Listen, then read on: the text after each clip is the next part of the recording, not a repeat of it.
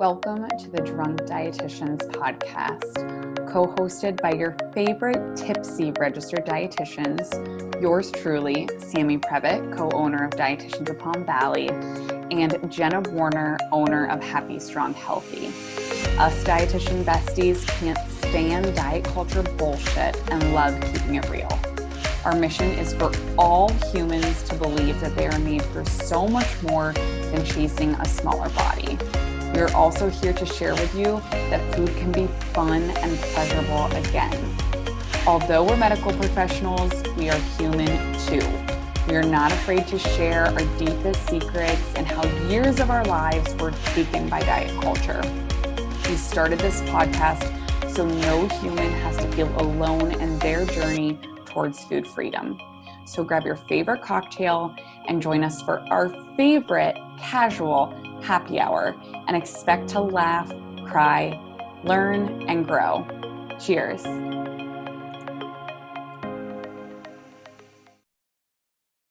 So on today's podcast, we had Claire. You didn't Chewning. say hi. Say hello. Oh my gosh, hello. I feel like now we have the intro. I'm just like chatting with friends, you know?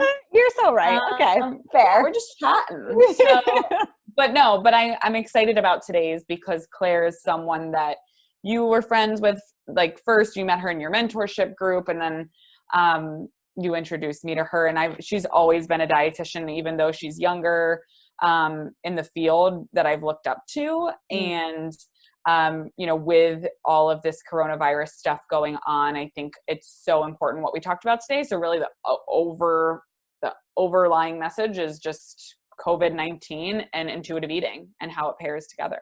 100%. And we discussed this like the first thing on the episode that you'll hear soon, but Claire has had a laser sharp vision of what she has always been meant to do. Like she knows exactly who she wants to work with and how she wants to help people. And she's so good at it. And hearing her speak today was so inspiring and just beautiful in so many different ways. And I'm excited to share her perspective on this season of our lives with all of you. There's so many great takeaways from this episode. Yeah. And if you're looking for a relaxing voice, like I feel like Claire needs to do like her voice. She needs to do like ASMR, like I don't know. She just has this yoga teacher. Yeah. Her yogi voice and all of her intuitive eating principles. Like, I feel like I was just like falling asleep, but like loving it. And like the best, not falling asleep because it was boring, but because she's calming. Right. Just feeling relaxed. When we think about that stress bell curve, we were right in the perfect space. Yes. So without further ado, enjoy today's episode. Get your notepads out because you're definitely going to want to take some notes and start putting some of this into practice. And we will talk to you at the end. Welcome back, everyone, to Drunk Dietitians. We are here with a very special guest today. Her name is Claire Chewning. She is the queen of food puns. And Claire and I met via our mentorship, which we realized was like 2 years ago at this point, or pretty close to, which is crazy to me. And we were actually on a Zoom call together last night in our mentorship. And our coach said something just like that's so true about Claire that I just feel like I have to share as we're introing this, that she has always been laser focused with what she does, who she is meant to serve and help, and what her purpose is in the nutrition space. That it's never been confused once, and that she's always taken a positive approach to her business and to nutrition. And I just, hearing that from him, like it made me smile because knowing you, it's so true. And so knowing my story with nutrition and how, clouded my background is, and Sam too.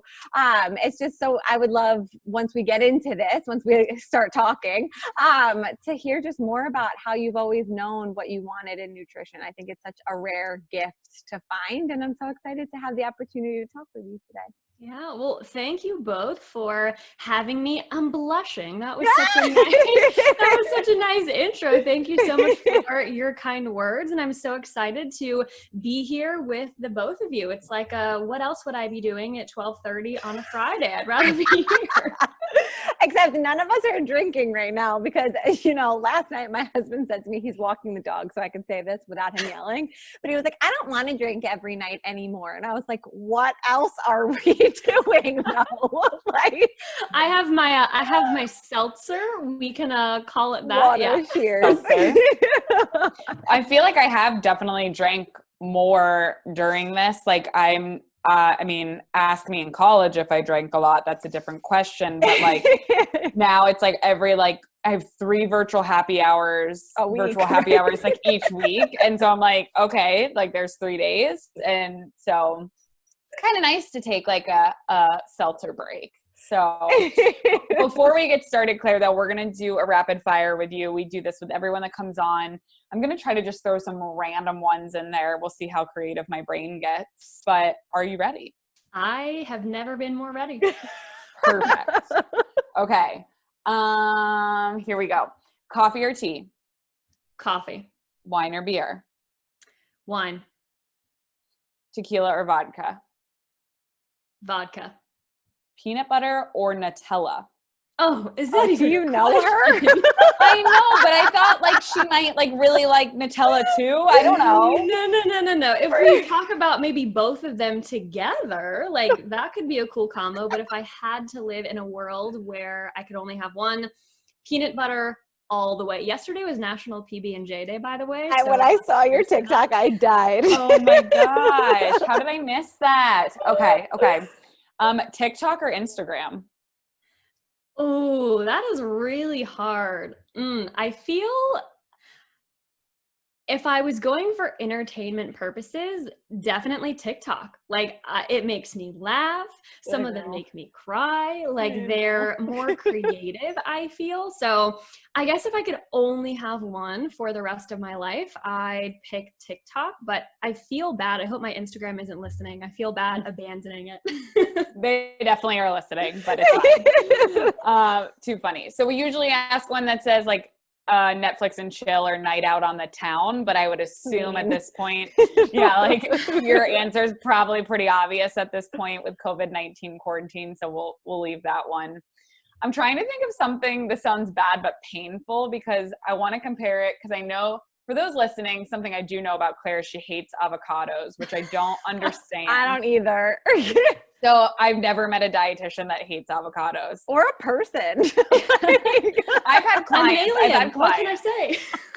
So would you rather eat an avocado whole with a spoon or stub your toe so bad your toenail falls off? Ooh, that is mean.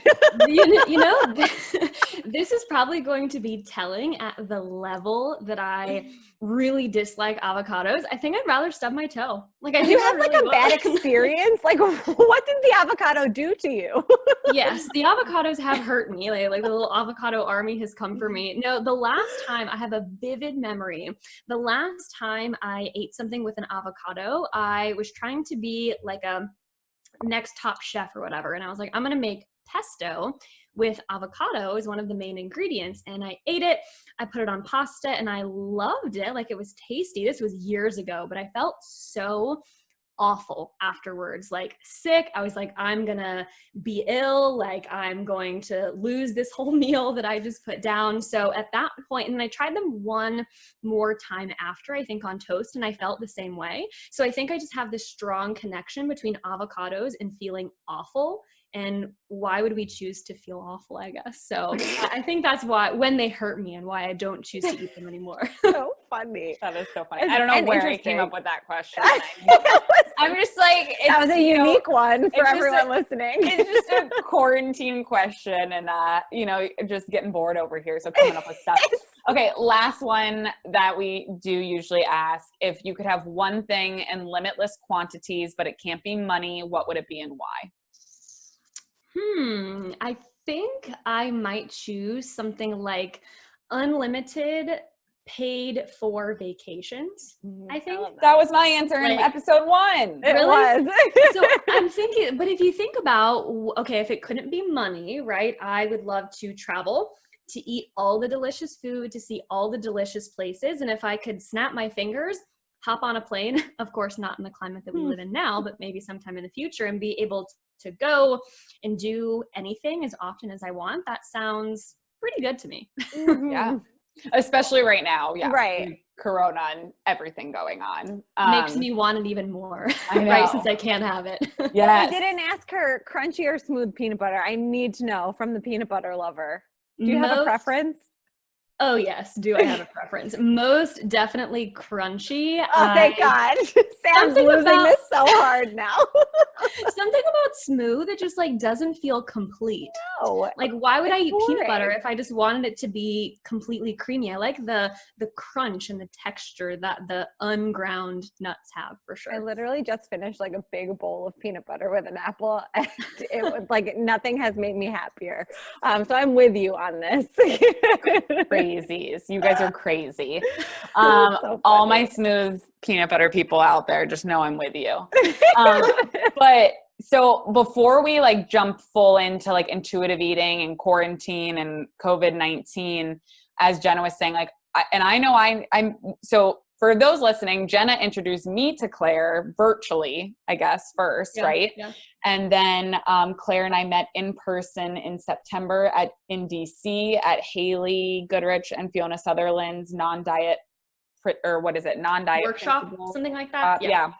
And so I remember asking you this question then, because I was like, how did you always know like intuitive eating? And like, I agree with that statement you opened with, Jenna, so much, because Claire is one of those people, you look back at her first post to what she's saying today and nothing has changed. She's so strong in her messaging. And so I remember a little bit of what you told me, but definitely I want to ask that question. Like tell everybody listening, like, how did you get to where you are today and how did you always know? And especially on that, while you answer, because you didn't graduate, you've been a dietitian for 4 years in practice? 2 years. So in your internship and in school, you weren't taught intuitive eating, right? No. So coming out of that, I wish. Like, right into the field, like, you know, for me, it was like 20 years ago, I feel like at this point that I was in school, like learning that, like that was not even at all a thing, but you may have been exposed to it differently and I want to hear it all. Yeah. Well, great question. I wish I would have learned about intuitive eating in school and in my programs. I feel like from some of the students I hear from now, Sammy, you might know this as well, I feel like some of their professors are kind of leaning in that direction, but unfortunately that still was not the case for me. But my, I guess, story with intuitive eating starts when I was really little. I think all of our stories with intuitive eating start when we are very little, whether we know it or not. But I feel very lucky and fortunate to have grown up in a household where food was a focal point in a very positive way. My dad made wonderful meals. I always joke that he could have been a chef if he enjoyed school, but he hated school. So we never went down that rabbit hole, but he was always cooking. My mom's a wonderful baker, and food was always something that we connected over as a family, that we did together, and that I loved exploring. So kind of when I reached the age where they ask you, like, what do you want to be when you grow up? I was like, well, I like food, right? I like cooking, but I know I don't necessarily want to be a chef. That seemed kind of too cutthroat for my personality in a way. So I was like, well, why don't I become a dietitian? Little did I know it would have all of the science and the nitty gritty, math and all of that it did. But, throughout my schooling to become a dietitian, very ironically, that's when my own relationship with food kind of suffered the most. I looked back at my relationship with food when I was younger and I was like, that's when food was fun and it was enjoyable and I loved food. But now here I am studying to become a food and nutrition professional. And, food is more of a rule for me, or it's more something that I track. And it's really gotten away from what brought me into this field in the first place. So it was kind of this like moment of divine intervention where I was realizing I don't love what my education has done to my own relationship with food. And then I reached my internship and it was on some break. I don't know if it was like a spring break or a winter break, but I was perusing the library I feel like I sound like 1,000 years old because I don't know if anybody ever does that anymore. But I was at the library, and of course I found myself in the nutrition and like the cookbook section, because what else does a future dietitian do? But I pulled a book off of the shelf that was kind of sticking out a little bit farther than the rest. Again, it was like a divine intervention type of moment. And it was red and blue on the cover, and it was the original version of Intuitive Eating that they wrote in 1995. And I was like, okay, this sounds interesting. Maybe this could be a decent read for myself. So I checked it out. I took it home. I opened it. A bird just flew into my window, by the way, but it's okay. I opened it and I started reading it, and I couldn't put it down. I was like, this is the relationship with food that I had when I was younger that sparked my interest in wanting to become a dietitian. And it's a real thing, right? It has studies behind it. Like, it's some... Hello, pup. It has all of these things that very much fit with, why I wanted to become a dietitian in the first place. So after I found that book and I started reading it, I knew that I couldn't do anything else, really. I was like, it's kind of one of those things when you read Intuitive Eating, you can't unlearn it or unread it. Although I had the older version, I very soon after got my hands on the newer version, which there's an even newer one coming out very soon that I'm excited for. But that one right there that Jenna's holding up. But I knew that once I had my credential, that I wanted to start my own practice, and I wanted to help people through this model, through the principles, and through this lens. So I feel like the last few years have been rapid learning for me, as far as, this and the Health at Every Size message and all that kind of comes along with intuitive eating, but didn't find it in my schooling. Super happy to say I found it near the end, and it kind of reignited like, oh, this is why I'm here in the first place. It's a no-brainer. So that brings us to where we are here with you two awesome ladies. And remember when you were talking about before we started recording how like awful it would be if you got a dog and it barked during a podcast? So I jinxed it. The death eyes that I just gave Matt, I like feel like you guys probably felt. So I'm sorry about that.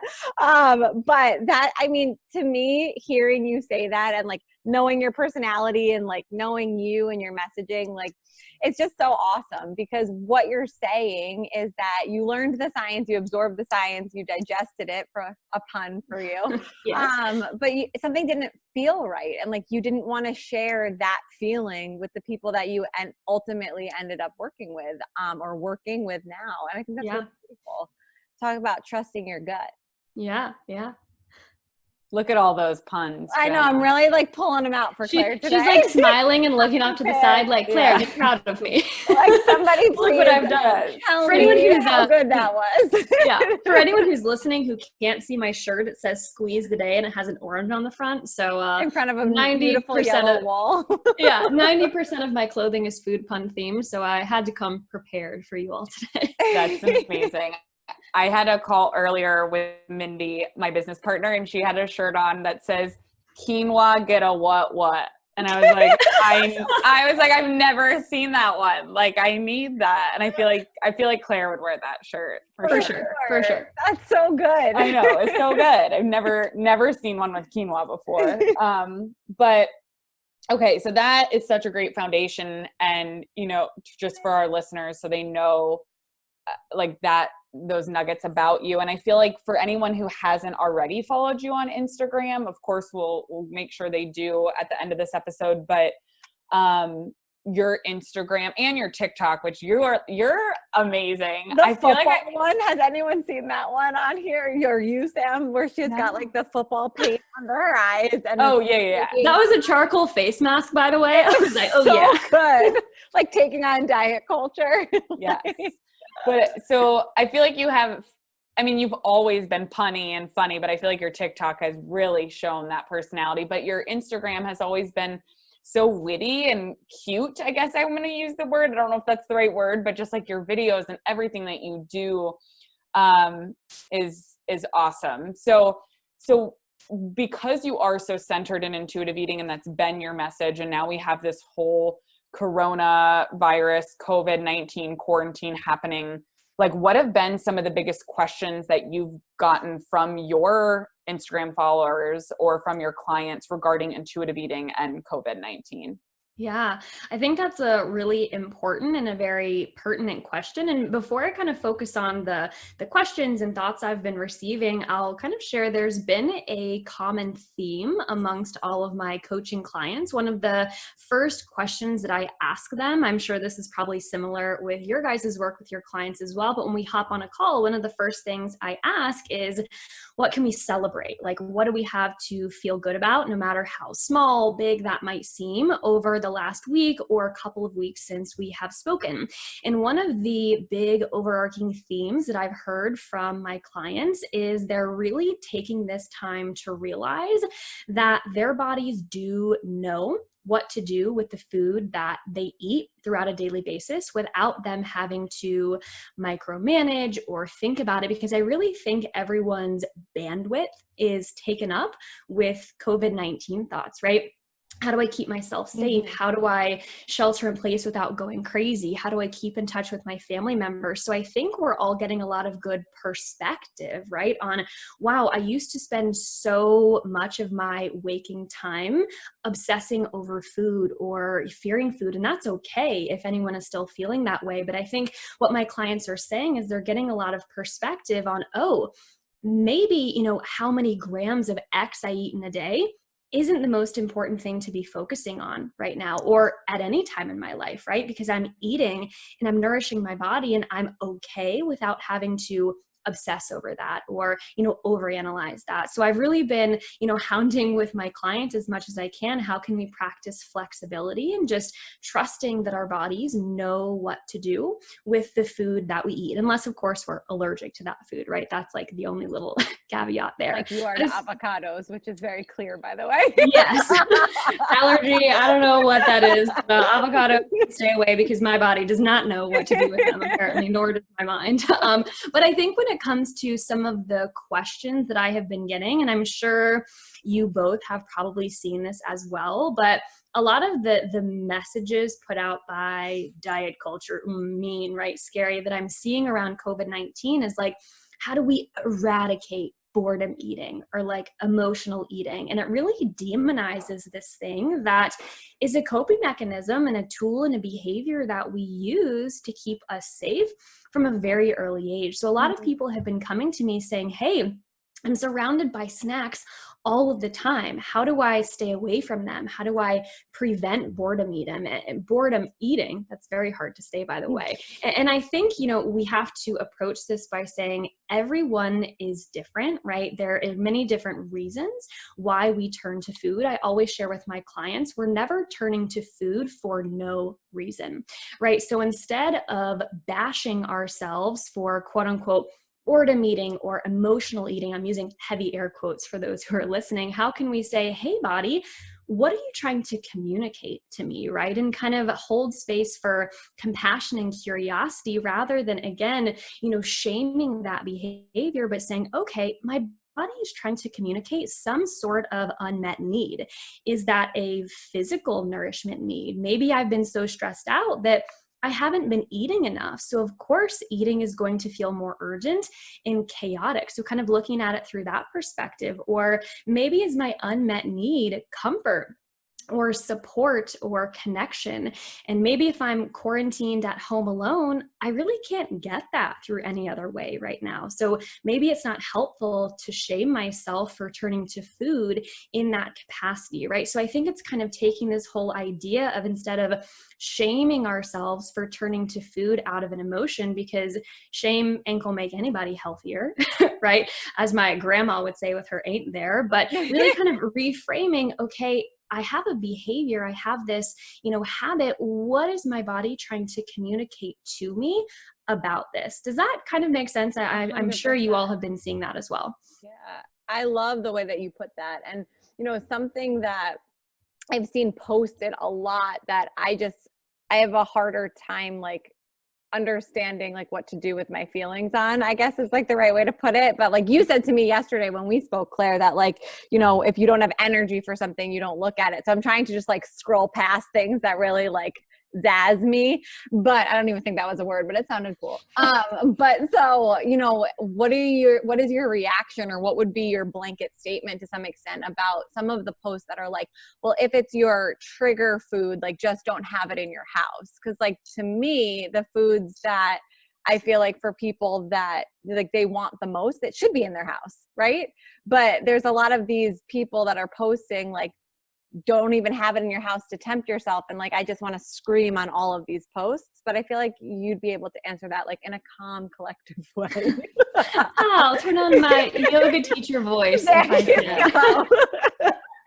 Yeah, no, but I think it's a message that we see a lot. Like going back to kind of what we were talking about a couple of moments ago, like, did any of us learn this in nutrition school? No. When I was training to become a dietitian, the counseling tool, again, heavy air quotes that I use, was, someone feels crazed around a certain food, just tell them to not have it around or not eat it, right? But really that's not an effective or a lasting solution. So I think it kind of depends on the person. That's kind of like the general dietitian answer that I feel like all of our clients roll their eyes at. They're like, oh, she goes again. It depends, right? But I think it really does depend on the person and their relationship with that food. I had a conversation with a client actually, I think it was this week. All the days are kind of running together in my mind, but she was sharing her husband had actually bought her 2 bags of Hershey Kisses. And she's like, I'm kind of torn about this because part of me feels that I shouldn't have these around because I do still feel kind of crazed around this food. We've only been working together for about a month at this point. And then she kind of came to me saying what you just said, Jenna, but I know you would probably tell me that it's okay to keep those foods around so I can habituate to them. She said the word habituate. I about fell out of my chair. I was like, yes, learning food habituation. But my answer to her was we can kind of find a space in the middle, right? I think it is easy for us practitioners who want food peace and we want people to feel good around food for us to say, of course, bring it all into your house, right? And that is the end goal, right? Of course, we want people to have all of these foods in, abundance that they enjoy and feel okay around them. But I think what I was, talking about with my client is, but we also want your home to feel like a safe space, especially in the climate that we're living in, right? The fact that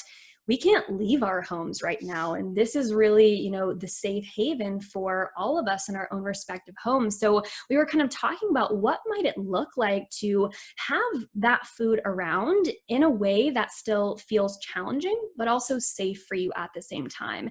And we were talking about, having it in abundance, again, is the end goal. We're not saying that keeping the food out of the home is the end all be all goal, because we know anything we can't have, we're going to want more of, and we're going to obsess over it more. But I think, for her and for someone who's just starting out, it might be having that conversation with yourself or your support system or your family member. Like, how can we maybe choose one of these foods? We don't have to do all of the fear foods at once, right? We don't have to do them in all quantities at once, but how can we start somewhere, get used to having those foods around? Because the more we're exposed, the more normalized it becomes over time. And then we can add on to that list of, fear foods that become normal over time. Does that kind of answer your question?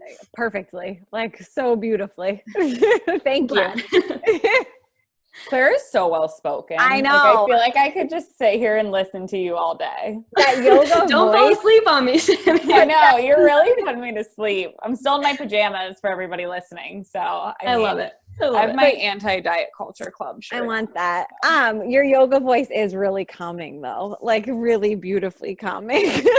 Thanks. I'll try not to put you to sleep. Some people have told me I could just fall asleep to that. I'm like, well, we want to stay awake for a It's an easy listen. And I think that's the key. And that will be the key with this episode too.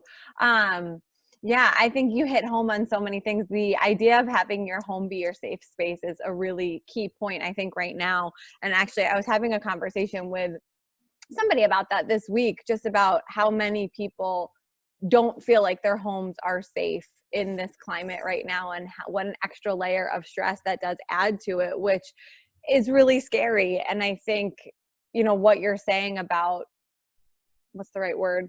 Periodizing. That could be adding used to in describe it, of yeah. the fair foods is a really great point, and that's a really, really strong message. So anybody that's listening to this, or when you listen to this, say that positively, rewind that and listen twice, because it's a huge message. Yeah.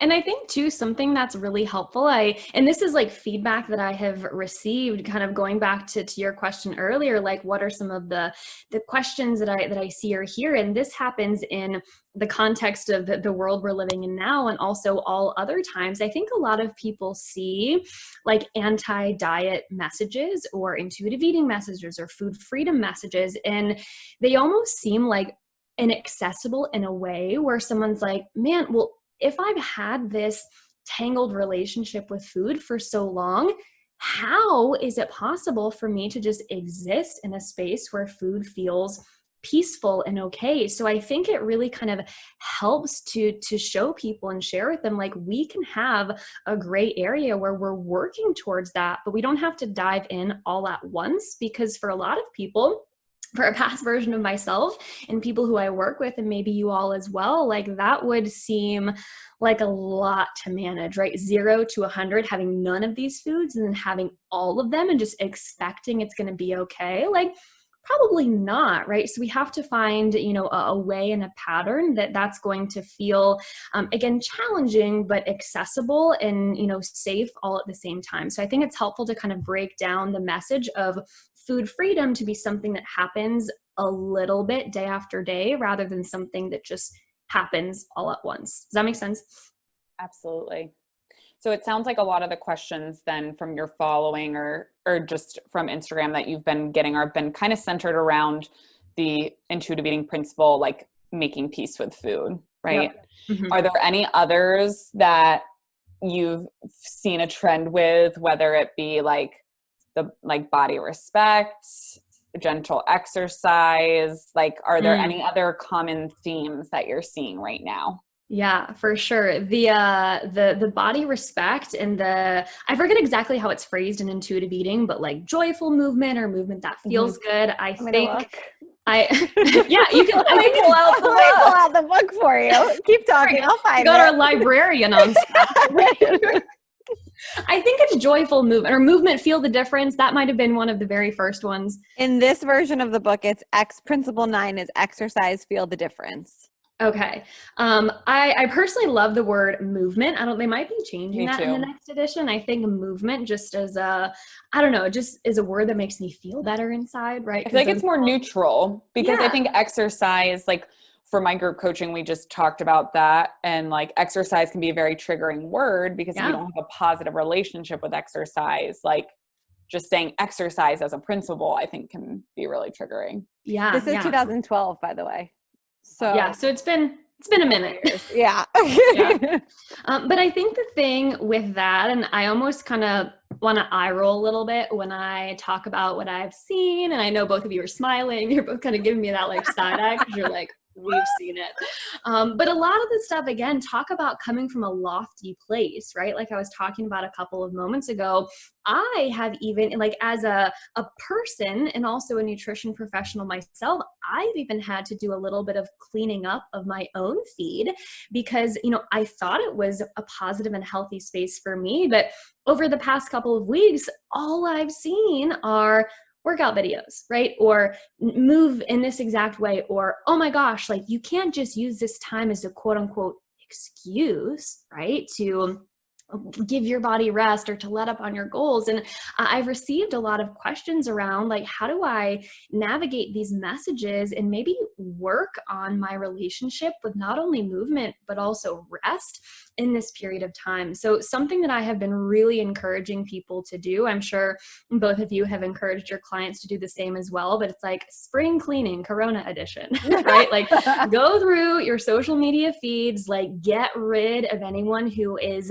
coming from that very rigid place where movement has to look this way. It has to happen a certain number of times. It has to be for a certain length of time. You don't need that in your life if your relationship with movement and rest is rocky, or even if it's not, right? Like we don't necessarily need that in our daily life. And what I've been telling my clients and people on social media is maybe this time is a really great opportunity to explore certain things that you might not have felt completely ready to do in the context of normal life. To kind of put it through the frame of one of my own clients, I was having a conversation with her this past Monday, and a couple months ago we had a conversation, what might it look like to scale back on movement a little bit to give yourself more flexibility and time for rest. And at that time, she was open to giving it a try. It was met with a little resistance, as any habit or behavior we've had for a long time will be when we talk about changing it up. But she comes back this week, and we had our conversation, and her win, as I was sharing earlier, the first question that I ask of all of my clients is, what are we celebrating? And her win was, over the past couple of weeks of being quarantined, I haven't really had a formal movement practice, and there's been no mentality of, but I have to like earn my food or anything like that. She's like, this time has really given me the space to evaluate my relationship with rest and say, it's okay to rest for an extended period of time. I don't have to adhere to all of these workout programs and challenges, because again, her body needed the rest, but she might not have been willing to offer herself that and explore that if it weren't for this time. So I don't think any of us are sitting here saying, I hope a pandemic comes so I can explore my relationship with rest. But if we're looking for the silver lining, I think for a lot of people who are trying to move in more gentle ways or reassess their relationship with movement, this can be a time to rest a little bit more, to see what comes up when that happens, and to just know that, you'll be okay if your movement patterns look different than they do in quote unquote normal life. Yeah. Mm-hmm. That's awesome. I had a very similar one where a client and I were trying to put our heads around resting and trialing rest before this. And it was too much resistance. We weren't ready for it. And so we didn't go there. And I'm talking like 2-3 workouts a day, became retired and has always loved working out, but it became, so much. And this has given her the opportunity, to quarantine and rest. And it's been life changing. Like, not that she's giving up exercise or never doing it again, but like she's always, like, even after retirement, like woke up at 5 a.m. to get to her 6 a.m. lift, to then go to Pilates, to then go to tennis.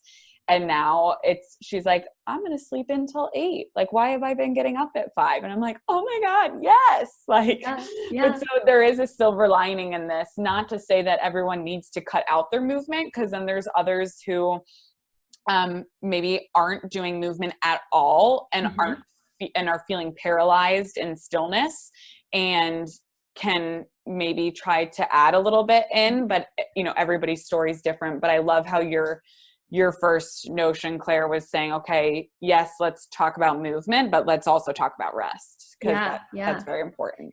And I think something that's so important, as you're kind of saying, we can evaluate our relationship with rest and also talk about ways to move that feel good, right? I think sometimes people see, non-diet practitioners, and they're all like, you guys just hate movement or anything that's good for us. And it's like, no, like, find me where I ever said that. Like, I'll bake you a non-diet cake, right? But I think it's really important to know that we can rest and explore ways to move our body, but everyone might be at a different phase in that, right? Some people might need to use this time to explore rest more and get comfortable with sitting still a little bit more. Some people, like you said, maybe this is a wonderful time to explore new types of movement. Maybe it's yoga, maybe it's walks in nature if the parks around you aren't shut down. Depending on your climate. Depending on your climate, yeah. They're closed in Jersey. Yeah, they're closed here. And I think they're working to be closed here soon in Virginia, if they're not closed already. But again, I think it always comes back to that typical dietitian answer of, it depends, right, on the person. Does. But knowing that movement can only happen when there is also rest, right? They kind of have to exist in that balance, for sure. I think it's beautiful to hear like so many different perspectives on this. And I know I've said in a previous episode, which I think actually was in Brenna's episode, so it's launched by now by the time this goes out there, but I talked about how like if this pandemic had happened, 3, 4, 5 years ago, where I was with my relationship with fitness, I can understand the fear and stress that some people might be feeling. And I recognize now more today than ever, like how unhealthy that relationship with fitness was. And what I'm challenging a lot of my clients right now to do is more so like what you're saying, both of you, is just really take a look at your relationship with movement and with fitness in general, and how it feels right now to do something differently. Like a question that I see a lot that really like, not from specific clients, but just out there on social. It's like, well, how do I, like, should I be eating less because I'm moving differently? And like that question like pulls at my heartstrings, because when you actually understand, a constant stream of fuel and nutrition and food, and, you eat when you're hungry and honor your hunger and fullness, like that doesn't change. And I don't think we're there yet in the world where people understand that. And I think this is a good time to explore, like, what does that feel like in your own life, and what actually feels good to you when you're moving your body, or are you just showing up for these classes because you think that you should? There's so much growth and learning that can come out of this scenario. And I, for one, have been doing a lot less cardio, and I'm enjoying that. A lot more of like strength, light weights is something that I've never done really before, and it feels so good. So just exploring things in different ways. And I promised myself I would do more yoga, but I have not done that yet, but I'm going to. Isn't your husband a yoga instructor? Sure is. Teaches 5 times a week from this house. You could have a live private class. The other day when I did take his class, I was in the garage and he was like teaching from upstairs, and someone was like, aren't you guys in the same house? I was like, yeah, but I don't want to like be in that screen. Well, why don't you be his like yoga partner, and then he can demonstrate like tweaks of alignment Of like what not to do. He said to me the other day he's going to be doing like a pop-up, and it would be handstand focused. And he told me, he was like, he was going to use me as a demo. I was like, why? Because I can't do one. Like, it's okay. We're all learning. By the end of this quarantine, maybe I will. And kind of going off of what you were saying there, a question that you get, like, if my movement is different, does my eating have to be different, right? I think that's something that diet culture really teaches us, like, oh, move less, eat less, right? Move more, probably still eat less, right? Yeah. the messaging that we're always told, but something that I say that I came up with this, I'm sure someone else has also said it, but an analogy or a phrase that I put a lot on social media and I know resonates with a lot of people is food is not a trophy, right? It's not something that you earn. It's not something that you have to do something special to get. It's a survival need that you come into this world needing and having the right to eat enough of, simply because you are a person, you're a human. So I think that can be really helpful to kind of, think about how we talk about food, right? Thinking that it has to be earned and we have to, we get our gold star for being hungry, but food is not a trophy. It's not a participation medal that we get from being like first grade soccer, but it's this life force and this energy and this fuel. So I think when we can really reframe our food to be something, Jenna, like you say, that is enjoyable, it is satisfying, it's something that we would not be here without. It's like, well, of course I don't have to earn it because it's not a prize. It's something that I need to survive and thrive. So that's kind of what I always try to hit home. My clients who are listening are probably like, there she goes on the same topic. But I think it's so important because it's so counterculture, if you will, to the messages that we hear. Yeah. So good. That's awesome. So we always like to end our episodes with, we call it our nutrition tipsy. So like one, which I know it's hard to come up with one right now because I feel like we covered a few different intuitive eating principles related to COVID-19.